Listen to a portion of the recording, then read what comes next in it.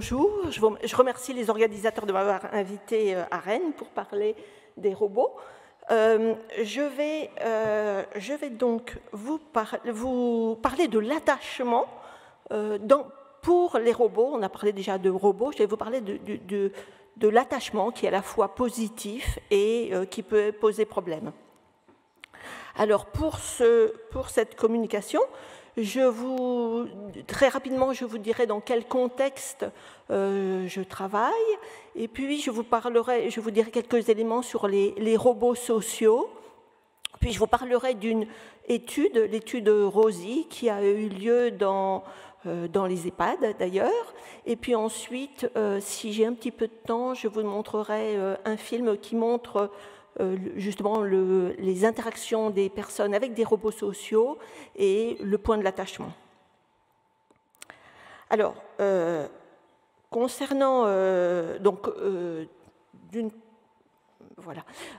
Donc, où je travaille à l'hôpital Broca, à l'assistance publique Hôpitaux de Paris, dans le 13e arrondissement, dans le quartier du Gobelin. Et je travaille dans un hôpital public, dans un service de gériatrie, et nous prenons en charge des patients qui sont en gériatrie aiguë, en soins de suite et de réadaptation, en soins de longue durée. Et nous sommes également centre mémoire de ressources et de recherche dans la maladie d'Alzheimer. C'est ce qui nous a amené à nous intéresser à l'accompagnement de ces personnes. Comme vous le savez, les traitements sont encore très modestes, et donc de trouver des interventions psychosociales qui peuvent les aider dans le domaine de la remédiation, de l'animation, de l'amélioration de la qualité de vie. Et c'est dans ce contexte que nous avons pensé que les robots sociaux, au même titre que d'autres types d'interventions psychosociales, peuvent apporter un plus à ces personnes comme un outil supplémentaire dans la panoplie des soignants pour prendre en charge, pour accompagner ces personnes âgées qui souvent souffrent donc de maladie d'Alzheimer ou de troubles apparentés. Alors, évidemment, ces personnes sont assez proches de celles que vous pouvez voir en EHPAD, puisque, vous le savez, en EHPAD, un grand nombre de personnes âgées souffrent de troubles cognitifs. Donc, d'ailleurs, un certain nombre d'EHPAD utilisent ces robots. Et alors, par ailleurs, nous avons un laboratoire de recherche qui est un Living Lab. L'idée, c'est d'étudier des services, d'étudier des interventions et d'avoir en permanence le retour des utilisateurs, les personnes âgées, les professionnels, pour pouvoir modifier ces interventions psychosociales, utilisant souvent des technologies, et pouvoir permettre qu'elles soient au mieux et qu'elles répondent au mieux aux besoins des personnes âgées ou des professionnels. Alors, les robots sociaux utilisés en gériatrie, vous le savez sans doute, il y en a deux types. Soit des robots de service, ça va être par exemple des robots aspirateurs, ou il peut y avoir des robots même qui aident à la prise de repas, c'est plus utilisé au Japon, en France ou en Europe, c'est, comme vous le savez, peu utilisé. Et puis par contre, le type de robot qui devient plus utilisé, ce sont des robots qui interagissent avec les humains, qui communiquent avec les humains. Alors, qu'est-ce que c'est que ces robots sociaux? C'est des entités mécaniques qui ont de l'intelligence artificielle, on en a parlé tout à l'heure, et qui vont stimuler la personne par la présence physique et la capacité d'interaction sociale. Et c'est finalement, elles ont soit une apparence humaine, soit une apparence animale. Et c'est cette incarnation de l'objet qui va faire que la personne va s'engager dans l'interaction et être intéressée et participer à l'interaction avec le robot. Alors c'est un champ très pluridisciplinaire puisqu'il va y avoir à la fois les cliniciens, mais également bien sûr les informaticiens, les créateurs de robots, les anthropologues, les philosophes, tout ce qui est médico-économique. Donc c'est un champ vraiment très large d'études. Alors pourquoi c'est intéressant pour ces personnes âgées?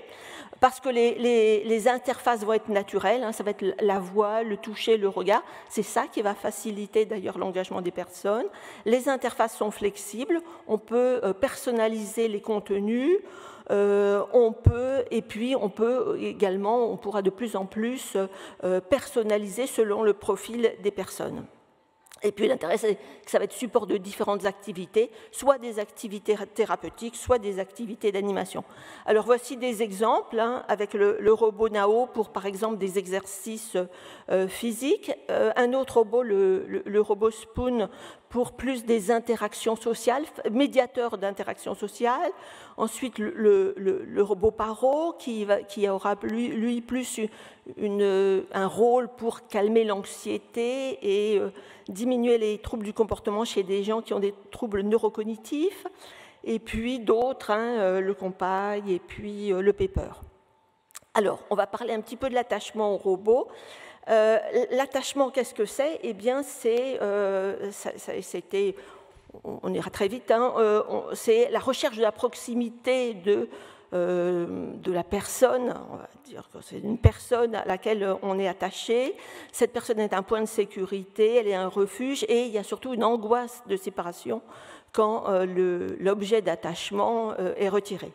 Alors l'attachement, il peut être lié aux personnes, hein, ça a été beaucoup décrit en particulier, bien sûr, chez le jeune enfant, aux animaux, et on peut être très attaché à un animal domestique, aux objets. Ça peut exister, en particulier, ça existe dans quelque chose qui s'appelle le syndrome de Diogène, où les gens entassent tellement qu'ils n'arrivent plus, parfois même, à entrer chez eux, et que ça peut même être dangereux. Et puis, l'attachement au robot, qui est quelque chose d'encore un petit peu différent, dans la mesure où la personne, l'humain, va projeter ses propres émotions sur le robot, en fait. Hein. Il va y avoir un anthropomorphisme. Et il y a aussi ce qui est appelé comme dissonance cognitive, qui est le fait que, alors qu'on sait que l'on interagit avec un robot, une machine, on va avoir tendance à interagir avec lui comme si c'était un humain ou un animal. Hein. Donc il y a une espèce de projection sur le robot de ses propres émotions, de ses propres pensées. Alors cet attachement, il a été décrit depuis pas mal d'années, notamment ça a été décrit avec l'aspirateur Roomba, où les personnes personnalisaient leur robot comme si c'était un animal domestique, hein. Et puis ça a été même décrit, vous savez certainement, par les militaires américains. Certains militaires même s'attachaient tellement à leur robot qu'ils utilisaient dans le quotidien, que lorsque celui-ci était abîmé, ils préféraient qu'il soit réparé plutôt que d'en avoir un neuf. Donc c'est effectivement un point qui est très important.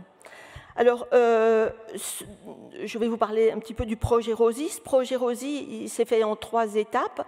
L'idée, en fait, on s'est aperçu depuis plusieurs années que les robots sociaux étaient de plus en plus utilisés en France, mais on avait une mauvaise idée de la façon dont ils étaient utilisés. On ne savait pas comment ils étaient utilisés. Par ailleurs, il se trouve qu'on travaille dans le domaine depuis une douzaine d'années. Il nous arrivait d'avoir un coup de téléphone ou un mail nous disant comment vous utilisez ces robots sociaux, comment faut-il les utiliser. Ce qui a motivé notre souhait de faire une enquête en France sur ces robots sociaux.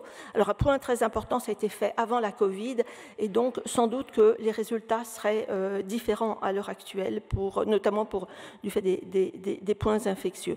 Donc on a fait en 3 étapes. On a fait une étude de l'art internationale, donc sur ces robots en établissement, soit en EHPAD, soit en hôpital, puis l'enquête dans les établissements, et puis on est en train de faire des recommandations. Recommandations, c'est un peu, je dirais plutôt des fiches pour essayer de suggérer ou d'aider des professionnels qui se poseraient des questions. Alors, le cadre d'analyse, c'est le modèle HTA, qui là veut dire évaluation des technologies en santé, hein, qui est un modèle européen. Et l'avantage, c'est que ça examine tous les aspects, en fait. C'est très multidimensionnel et c'est important quand on veut évaluer ce type de technologie pour justement avoir une idée globale. Donc c'est à la fois sur les problèmes de santé, sur la technologie, sur les aspects de sécurité, sur l'efficacité clinique, bien sûr, sur le coût. Le coût est majeur. Quel est le rapport coût-bénéfice, hein, à l'heure actuelle, c'est quelque chose qui est demandé de façon très importante. L'analyse éthique, on en a beaucoup parlé aujourd'hui. Les aspects organisationnels sont fondamentaux, c'est-à-dire comment on va introduire ces technologies dans une unité de soins, dans une institution, de façon appropriée.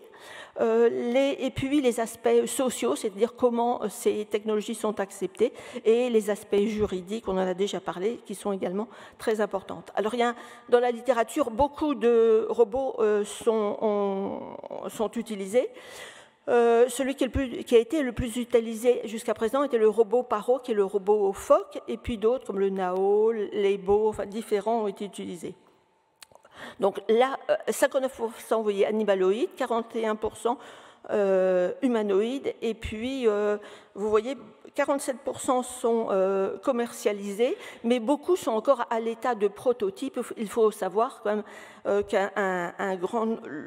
ce domaine-là des robots sociaux en est quand même à ses débuts. Alors, dans la littérature, il y a beaucoup de formats. Hein.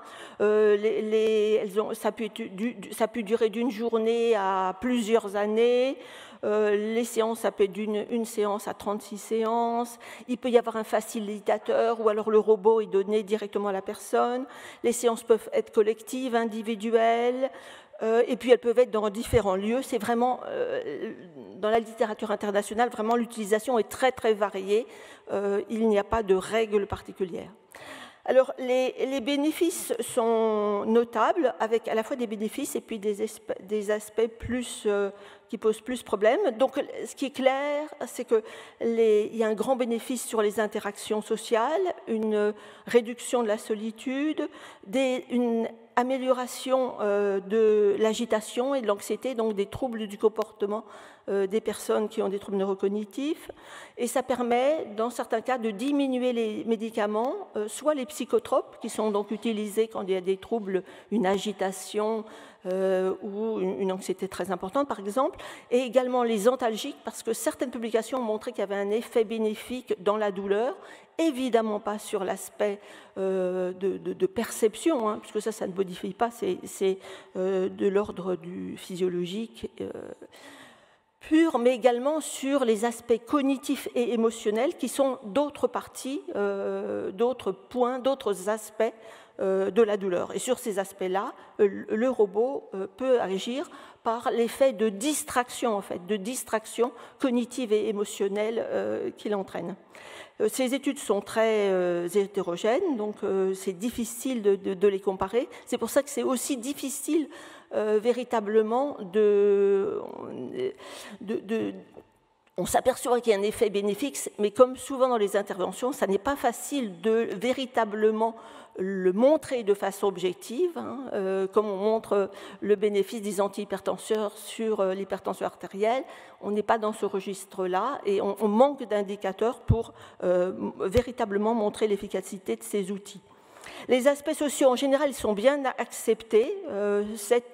7 ou 8 fois sur 10, les gens sont satisfaits de l'intervention. Se pose un problème, on pourrait se poser le souci du consentement. En fait, on s'aperçoit dans la pratique que c'est assez vite résolu, c'est-à-dire que immédiatement, vous allez voir que les gens adhèrent ou n'adhèrent pas, même s'ils ont des troubles neurocognitifs à des stades très sévères, et il n'y aura pas d'inquiétude finalement. Hein. Si quelqu'un qui a eu des troubles très sévères, en fait, il ne regarde même pas le robot, et vous comprenez qu'il ne peut pas l'utiliser, et donc évidemment on n'insiste pas. Alors, il y a une bonne acceptation quand même. Le plus souvent, les gens sont en fait très pris par l'intervention, par le robot. En revanche, à long terme, on manque d'études et on ne sait pas très bien encore ce qu'il en est. Sur le plan technique, en général, tout le monde trouve que c'est des objets plaisants, novateurs. Dans l'EHPAD, c'est sympathique, mais il y a aussi assez vite une déception du manque d'interactivité et de la faible autonomie du robot. Comme je le disais, ces outils sont prometteurs, mais pour l'instant, ils sont encore à des stades assez de l'enfance dans ce domaine-là. Alors, les aspects organisationnels sont bien sûr essentiels. Certaines publications montrent qu'il y a une diminution de la charge mentale pour les soignants, que les soignants ont une bonne capacité à s'approprier le robot. En revanche, tous disent que le temps de formation, normalement, à l'utilisation du robot est important, hein, et puis la peur d'être remplacé par le robot. Ça, c'est également, bien sûr, un point important. Et sur l'éthique, évidemment, à la fois, il y a, comme d'habitude, l'effet positif et puis l'effet plus négatif. On voit bien qu'il y a un bénéfice de l'intervention. En revanche, dans la littérature, il est signalé qu'il y a une peur de l'infantilisation et de la stigmatisation, avec l'idée que le robot pourrait atteindre la dignité de la personne.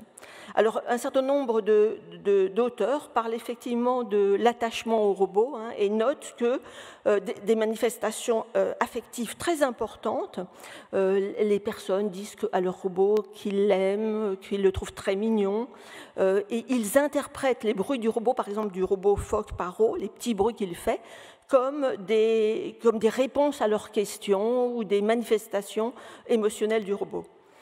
Et certains considèrent que le robot est comme un animal domestique. Alors, quelques éléments maintenant, donc on a parlé un peu de la littérature, concernant cette enquête qui s'est faite au niveau national. Donc, on a sollicité environ 200 institutions, EHPAD en France, et on a eu 59 retours. Donc d'ailleurs, sans doute, peut-être que certains d'entre vous ont participé, puisqu'il y avait des EHPAD dans la région de Rennes. Donc c'était principalement le robot Paro qui était utilisé, un petit peu Nao, et les usages en pratique courante, c'était soit les soins, c'est-à-dire pour, par exemple, faire des activités physiques, du tai chi avec le robot Nao, ou de la stimulation cognitive, soit avec de l'animation pour favoriser en particulier les interactions entre les personnes, puisque ces robots peuvent avoir un rôle de médiation. Et quand on les met, par exemple, au milieu d'un petit groupe, favorise les interactions non seulement avec la personne qui dirige, enfin qui guide le groupe, mais également des personnes entre elles. Alors, qu'est-ce que les professionnels ont dit ? Il y a un certain nombre de facteurs facilitateurs et puis d'autre part des barrières à l'intervention. Alors, qu'est-ce qui est facilitateur ? C'est qu'il y a une bonne acceptation pour vous voyez, un peu plus de la moitié des professionnels. Il note que le robot détourne l'attention et va faciliter les soins. Il aide à mieux comprendre les patients. Pourquoi ? Parce que ces robots qui, en fait, ne jugent pas, hein, c'est souvent ce que disent les personnes, ces robots qui ne jugent pas facilitent, en fait, la parole des résidents, des personnes âgées, qui vont dire des choses qu'ils ne diraient pas habituellement, par exemple, aux soignants ou même à leur famille. Et donc, souvent, ces robots aident à élargir les conversations et donc à apprendre de nouvelles choses sur les patients, en particulier sur leur passé, qui n'est pas toujours facile à solliciter. Ils ont noté qu'ils amélioraient les troubles du comportement, ils amélioraient l'humeur, l'anxiété. C'était un bon outil dans la crise.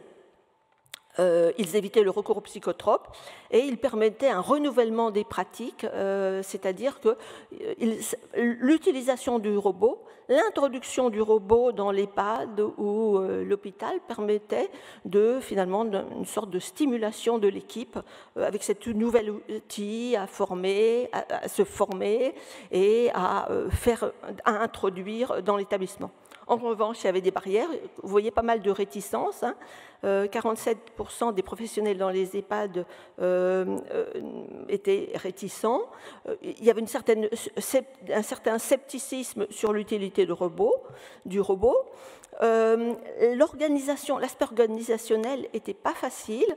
Parfois, les professionnels considéraient que l'implémentation du robot avait été imposée et elle ne s'était pas toujours bien vécue. Il y avait aussi, bien sûr, les aspects d'organisation, en particulier le temps. Quand on a à peine le temps de s'occuper du patient pour les activités de base, ça n'est pas facile de trouver du temps pour faire des interventions supplémentaires, que ce soit robot ou autre chose. Et c'était plus que finalement les infirmières ou les aides-soignantes qui étaient très prises par des soins de base, c'était bien sûr plus les rééducateurs, psychologues, kinésithérapeutes, psychomotriciens qui pouvaient les utiliser. Des contraintes d'entretien qui se sont certainement encore en plus augmentées, bien sûr, avec la Covid et à l'hôpital avec les bactéries hautement résistantes. Coûteux, il faut savoir que ces robots, le robot Paro coûte par exemple 5 000 €, le robot Nao coûte 10 000 €, donc c'est coûteux.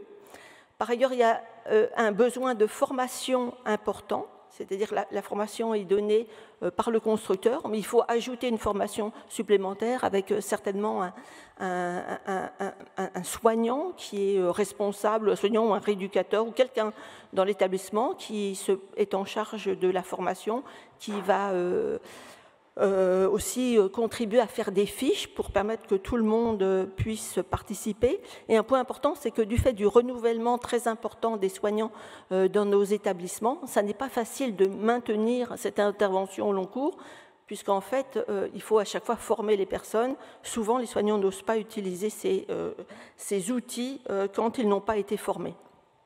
Puis il y a la crainte d'être remplacés, bien sûr. Et puis, il y a aussi des aspects éthiques qui inquiétaient, comme j'en ai déjà parlé dans la littérature, le risque d'infantilisation, de stigmatisation et d'atteinte à la dignité.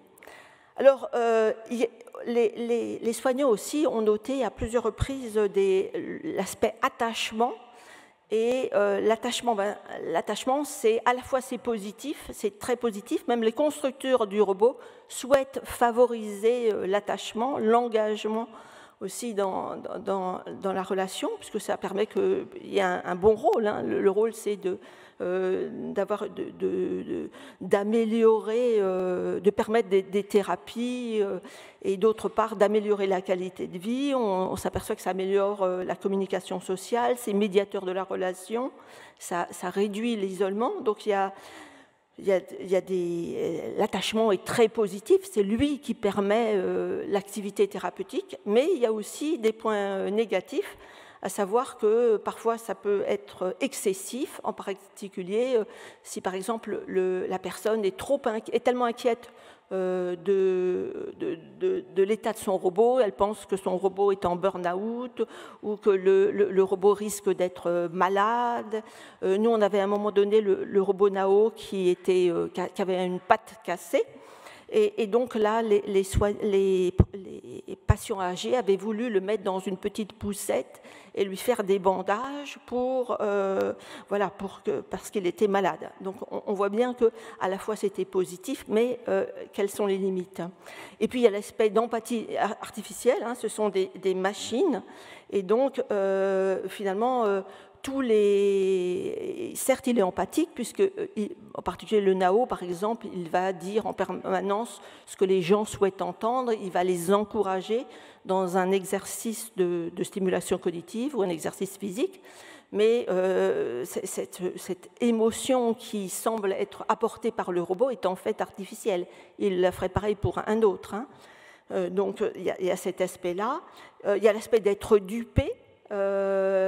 Penser que l'on interagit avec une vraie personne alors qu'en fait on interagit avec une machine.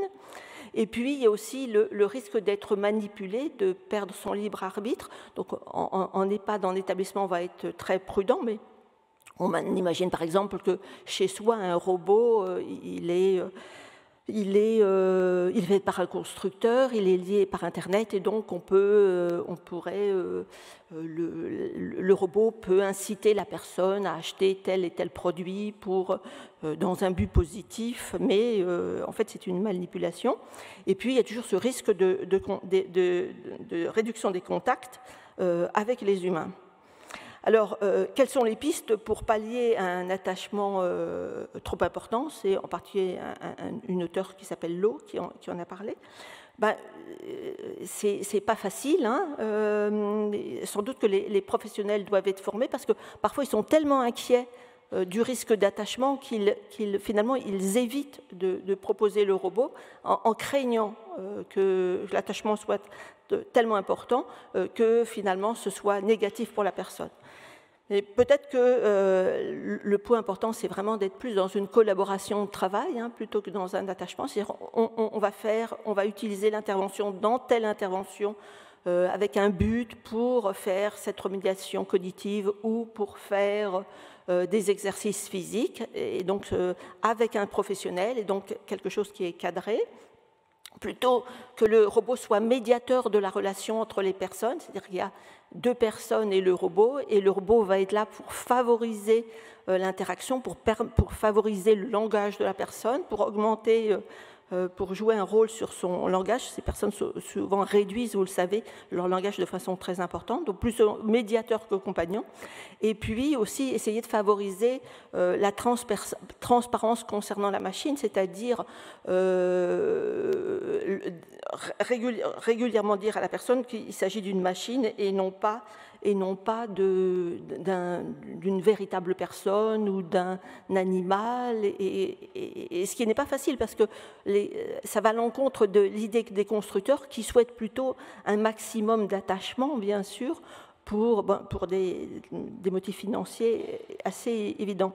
Et donc il faut certainement, tous ces éléments ne sont pas contre et ne doivent pas nous faire arrêter de travailler sur ces outils et de pouvoir les utiliser dans l'avenir, mais certainement, il y a certainement des règles morales, on en a déjà parlé précédemment, pour pouvoir les programmer, les utiliser. Alors, je vais essayer ensuite de vous donner des exemples, de vous montrer un petit peu dans la pratique, pour ceux d'entre vous qui ne connaissent pas, comment ça peut être utilisé. Alors, un retour d'expérience, c'est une dame qui est veuve, qui n'a pas d'enfant, et elle a une maladie d'Alzheimer, un stade modéré, et le point important, c'est qu'elle est très apathique, elle ne fait rien, elle est au fond de son lit, elle ne veut rien faire, elle est très anxieuse, et les soignants n'arrivent rien à faire du tout avec elle. Et on lui propose des séances avec le paro dans le cadre d'un protocole. Et donc, elle a 2 séances par semaine, de 15 minutes pendant 6 semaines. Elle accepte bien le paro immédiatement. Elle le voit, elle l'accepte. C'est souvent comme ça, les robots. Vous le voyez, vous le trouvez que vous n'en voulez pas, ou vous le voyez et vous l'adoptez. Et elle en fait, au fur et à mesure des interactions avec le paro, elle se remet à tricoter, elle accepte de retourner à l'animation, puis elle accepte même de participer avec un autre robot à une activité de psychomotricité. Donc le robot joue vraiment un rôle de médiateur. Alors je vais essayer de... Voilà, je ne sais pas si on va entendre. Ça marche. Merci. Il est gentil. Oh oui. Il est gentil, mais je suis malade alors. Je peux pas répondre aux questions. Quand on est malade, hein. Je peux pas répondre aux questions. C'est pas possible. Il faut être bien portant pour répondre aux questions, hein. Et je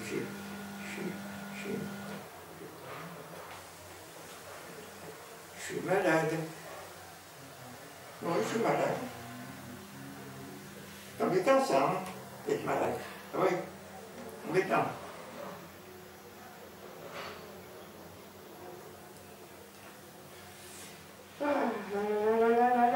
Ça va se passer, hein. On n'est pas malade longtemps, on est malade un petit peu, parce qu'on est fatigué, puis après ça va mieux, hein. Alors on est mieux après, on est mieux. Mais là, tu sais, je ne suis pas bien du tout. Tu sais, c'est pour ça que je reste au lit. Ah oui, je reste au lit, tu vois, je dors tout le temps. Je dors tout le temps. C'est pas normal, hein, c'est pas normal de dormir tout le temps, hein. C'est pas normal, non. Ça ira mieux. Hein? Faut espérer que ça aille mieux après. Après, ça ira mieux. Ah oui, ça ira mieux. Donc vous voyez, à la fois il y a l'aspect très positif, c'est-à-dire que la patiente est allée beaucoup mieux avec les interventions avec le paro, mais néanmoins ce qui peut poser un petit peu, ce qui peut être un peu dérangeant, c'est que vous pouvez voir qu'on n'est pas très sûr du fait que la patiente se rende bien compte que ce soit un robot. Vous voyez, on est là à cette limite où évidemment on lui a dit que c'était un robot, on l'a sorti de la caisse devant lui, devant elle, etc. Mais il y a ce doute sur est-ce que c'est un robot ou est-ce que c'est un véritable animal. Donc ça, c'est un point important. Et ça dérange assez souvent les soignants. Et donc, il est important, lors de la formation et lors du suivi, de discuter de ces situations qui peuvent déranger les soignants. Et voilà, on est dans cette réflexion. Est-ce qu'on est plus dans l'efficacité, dans l'utilité, dans le bénéfice pour la personne, ou est-ce qu'il y a un risque éventuellement éthique trop important? Un autre exemple, éventuellement, j'ai 2 minutes encore. Oui, ça va. L'exemple d'une robot Nao. Alors, là, je vais vous montrer un exemple avec un autre robot, le robot Nao, qui est assistant, qu'on utilise comme assistant d'une thérapie psychomotrice. Alors, le point qui était important, c'est que c'est la psychomotricienne, évidemment, qui fait les séances de psychomotricité. Mais ce qu'elle observe, comme d'habitude, avec des gens qui ont des troubles neurocognitifs, c'est qu'un certain nombre refusent absolument, je ne veux pas. Et ce qu'elle a observé, c'est que quand elle apporte le robot Nao avec elle, eh bien, tout le monde accepte, en fait. Hein. Donc, et finalement, plus les personnes ont des troubles psychocomportementaux, et plus ils sont engagés dans la relation avec le robot. Mais là aussi, donc je vais vous montrer. Donc, la psychomotricienne est là et fait les exercices. Alors, il y a d'une part, vous voyez, la psychomotricienne, la personne. Tu nous montres un deuxième exercice? Et puis. Bien sûr. Nous allons lever les bras et les plier. Et en parallèle, il y a quelqu'un derrière l'ordinateur qui est en magicien d'ose et qui active le robot. Hein. Parce que le robot Nao, il fait que quelques petits exercices. Mais si vous voulez faire plus, il faut quelqu'un d'autre. Oh, j'arrête un peu. Ah. Ça fait bien.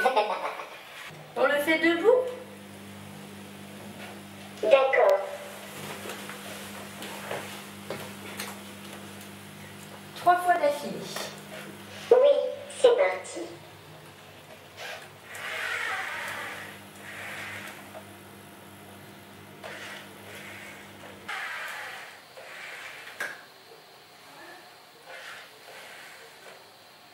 Alors, et toi, tu viens de déjeuner? Oui. Qu'est-ce qu'ils t'ont donné, raconte? Ah. Les croquettes pour chat? Non. Non, pas ça. C'est bon, ça, tu n'as jamais goûté, remarque. Et les chats aiment bien. Ah, t'es mignon. Est-ce que tu peux t'approcher pour dire au revoir à Jacqueline? Tu t'approches un petit peu d'elle et comme ça, on pourra dire au revoir. Bien sûr. Ah, le bisou. Alors tu t'approches et ensuite je te porte. Approche-toi déjà, Nao. Qu'est-ce que tu aimes, Je vais avancer un peu vers vous. Je vais vous le porter. Non, Alors, là aussi, vous voyez de nouveau le même dilemme, en quelque sorte, à la fois un bénéfice très important pour les personnes qui, certaines, refusaient de faire des exercices de psychomotricité et qui acceptent la remédiation lorsque le robot médiateur est apporté. Mais là aussi, une sorte de dissonance cognitive, hein, on s'aperçoit que la personne n'est pas tout à fait sûre qu'il s'agisse d'un robot, elle interagit avec lui comme si c'était un humain, voire peut-être un animal, hein, puisqu'elle veut lui donner des croquettes pour chat. Et puis, la professionnelle, finalement, l'a fait embrasser le robot. Est-ce que c'est bien ça, bien... Bon, on n'est pas dans la morale, mais est-ce que ce n'est pas quelque chose qui favorise l'attachement c'est quelque chose à discuter, évidemment.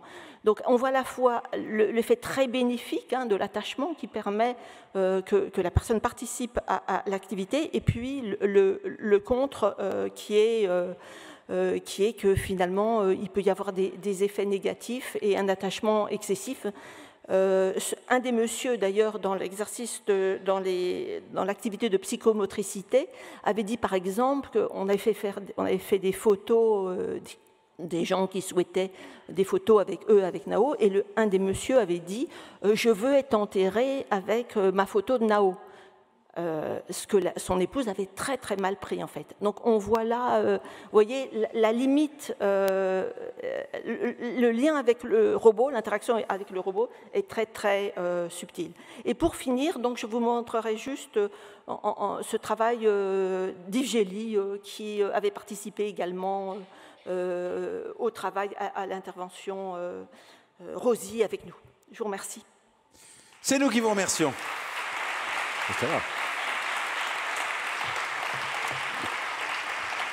C'est maintenant la séquence des questions et des réactions. Alors, moi, pendant qu'on va chercher les premières questions, il y en a, je vais poser, moi, la première question. Pourquoi est-ce que utiliser, dans le cas de Paro, par exemple, un robot, quand on pourrait utiliser un vrai bébé phoque? Mais c'est effectivement, le constructeur, en fait, justement, on lui a demandé pourquoi vous n'utilisez pas des chiens et des chats, mais lui souhaitait que ce soit justement un animal, pour être sûr que ce soit différent d'un animal, il fallait que ce soit un animal que l'on n'a pas dans le quotidien, en fait. Première question. Bonjour, si vous voulez bien vous lever, ce serait bien pour tout le monde. Parce que ce triomphe d'hier vous est monté la tête et vous n'osez plus vous présenter en public. Car je rappelle, vous êtes le gagnant du prix coup de cœur mis images. Voilà. Merci. Après. Marie-Odile Vincent, je suis directrice à Dieppe. Une question que je me pose au vu de votre discours, c'est en quoi c'est embêtant que la personne ne sache pas dire si c'est un robot ou pas, dans la mesure où cette relation-là va lui permettre de faire des choses qu'elle n'aurait pas faites sinon? Tout à fait. C'est vraiment, on est vraiment dans un domaine de l'éthique. C'est gênant parce qu'il y a des professionnels qui sont très gênés par ça, qui sont très gênés par ce point que vous soulignez. Mais la vision est très différente à travers le monde. Par exemple, les robots sociaux sont très utilisés, notamment en Asie, en Australie et en Nouvelle-Zélande. Et les professionnels là-bas, en particulier une auteure qui s'appelle Wendy Moyle, ils sont très pragmatiques. Ils apportent le robot et c'est la personne qui décide si c'est un robot ou si c'est autre chose. Et eux, ils suivent la personne. En Europe, on souhaite plus. En Europe, on n'est plus gêné par le fait d'avoir l'impression de duper la personne si elle croit que c'est une autre, que c'est une personne ou un animal, alors que c'est une machine. Donc, c'est des visions un petit peu différentes. Je pense qu'il n'y a pas finalement, il n'y a pas de recommandation dans ce domaine. Je pense qu'il faut surtout expliquer à l'équipe, par exemple, ces difficultés-là, enfin ces difficultés, ces positionnements possiblement différents, et en général l'équipe comprend et s'adapte en fait. Mais la difficulté vient de ce que les membres de l'équipe peuvent être très gênés par ça.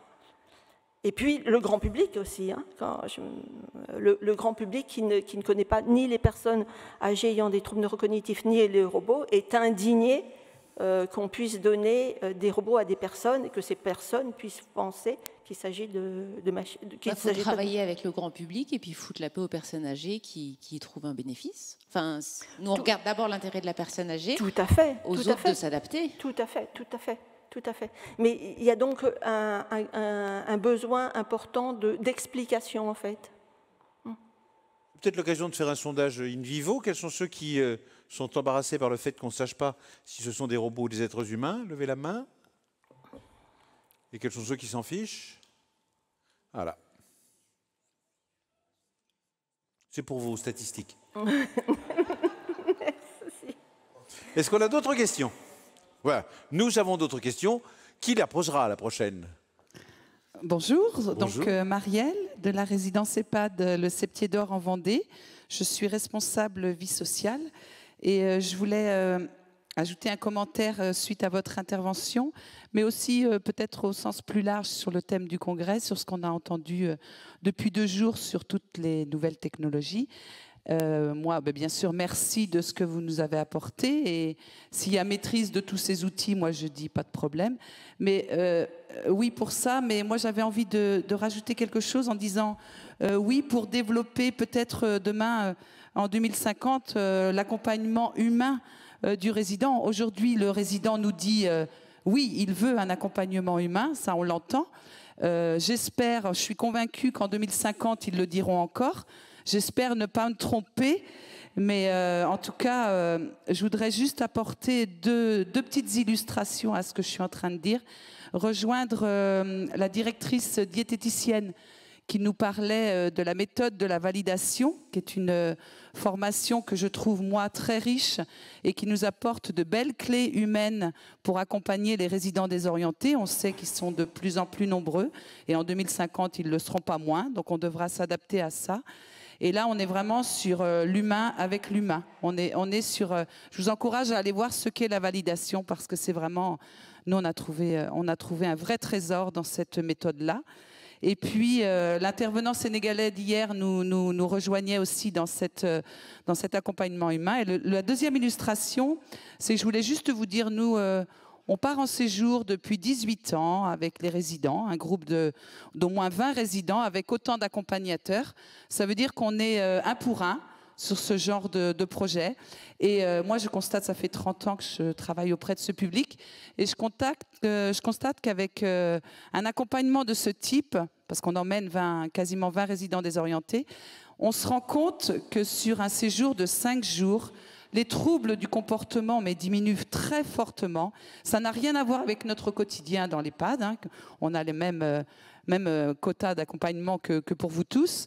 Mais en tout cas, cette expérience de séjour nous interpelle et nous fait dire que voilà, il ne faut pas oublier le fait de développer cet accompagnement. Et je terminerai juste en disant qu'on doit tous effectivement inventer l'EHPAD de demain. On s'en rend compte aujourd'hui et depuis 2 jours.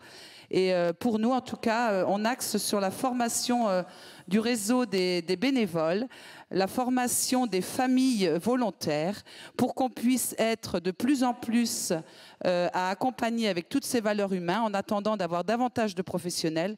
Mais je vous assure que ça fonctionne. Et pour un résident, que d'être accompagné avec ces formations par sa famille ou par des bénévoles ayant de vraies valeurs, c'est une vraie plus-value. Je le pense sincèrement. Merci pour cette intervention. Anne-Sophie Rigaud a quelque chose à... Bien sûr, hein, l'idée n'est pas du tout de remplacer d'autres types de prise en charge extrêmement bénéfiques comme celle dont vous avez parlé. Hein. L'idée, c'est juste d'avoir dans sa besace un outil de plus et de bien l'utiliser. Et encore faudrait-il qu'il y ait encore des humains en 2050, rien de garanti. Une réflexion, question, commentaire, avis, opinion, point de vue, image du monde. Ah, voilà, un philosophe. C'est bien d'avoir un point de vue, le point de vue d'un philosophe. C'est toujours bon d'avoir le point de vue d'un philosophe. Qu'est-ce qui se passe quand le robot bug devant la personne? Parce que là, il y a l'effet d'étrangeté qui peut... Quand le robot bug, les gens adorent. Les gens adorent, parce que en fait, justement, les gens qui ont des troubles neurocognitifs sont en permanence avec des personnes, des soignants qui ont a priori de bonnes fonctions cognitives. Et donc, souvent, ces personnes ont l'impression d'être jugées. Et c'est souvent pour ça qu'elles n'osent pas s'exprimer, qu'elles n'osent pas faire des choses. Mais un robot qui bug et qui fait n'importe quoi, c'est formidable, parce que déjà, elles ont l'impression qu'il ne juge pas, et en plus, il se trompe, il fait des bêtises. Donc, c'est vraiment, il n'y a aucun souci, il n'y a aucun souci. C'est bon pour... Alors, il y avait juste un autre petit point qui peut être utile, parce que c'était dont je n'ai pas parlé, mais qui pourrait être plus utile parce qu'en fait, ces robots coûtent très cher. C'est qu'effectivement, depuis la crise sanitaire, la Covid, et d'une part, sans doute, l'augmentation des bactéries hautement résistantes, tous ces aspects de nettoyage des robots, en particulier du robot paro, deviennent de plus en plus délicats, difficiles et longs. Et donc, il y a à l'heure actuelle des robots à bas coût qui coûtent moins de 100 € qui sont commercialisés, et qui sont aussi également très prometteurs. Et hier j'étais à Nantes et des directeurs d'EHPAD me disaient qu'ils avaient déjà commandé des robots à bas coût pour leurs résidents avec l'idée de les tester. Et c'est peut-être une piste prometteuse. Je n'ai pas du tout d'intérêt dans ces sociétés. Voilà, c'est une possible voie aussi alternative. Et le principe de Wish appliqué aux robots. Anne-Sophie Rigaud n'était pas un robot, la preuve, elle n'a pas bogué. Et nous pouvons l'applaudir pour la remercier de son intervention. Merci beaucoup.